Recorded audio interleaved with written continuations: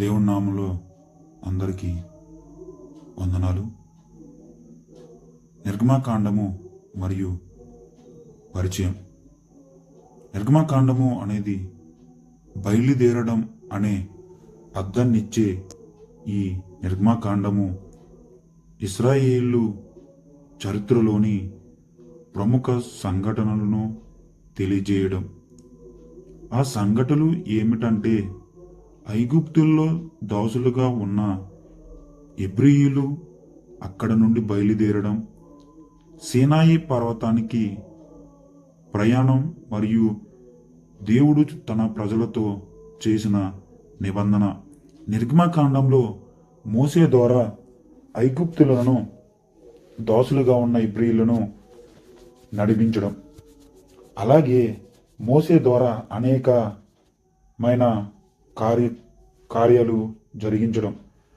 నిర్గమము అనగా నిష్క్రమించడం లేదా బయలుదేరి వెళ్ళడం. అలాగే కాండము అధ్యాయము లేదా గ్రంథ భాగము. నిర్గమకాండము రెండు కలిపి బయలుదేరి వెళ్ళడం, అధ్యాయం చేయడం ఈ గ్రంథంలో స్పష్టంగా రాయబడి ఉన్నది. నిర్గమకాండము అనే ఈ గ్రంథం యొక్క ముఖ్య ఉద్దేశం ఇశ్రాయేలు ఐగుప్తు నుండి విడుదల పొందడం.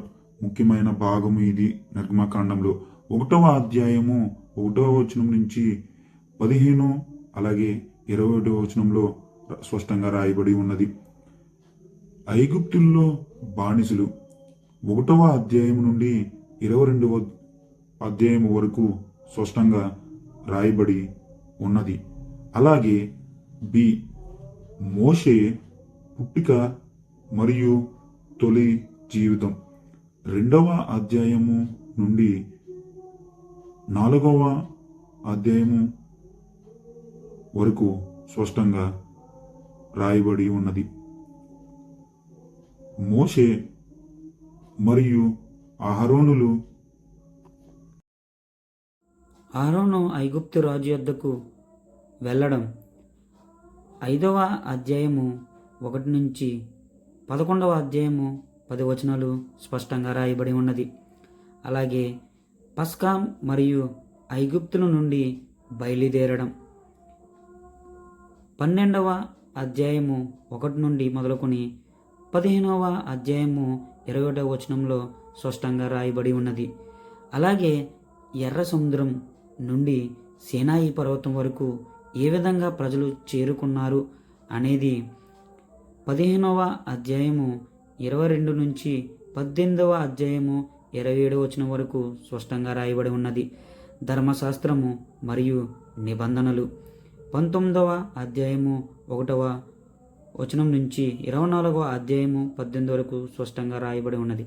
అలాగే సాక్ష్యపు గుడారం మరియు ఆరాధన నియమాలు 25 అధ్యాయము 1వ వచనం నుంచి 40వ అధ్యాయం 38 వరకు స్పష్టంగా రాయబడి ఉన్నది.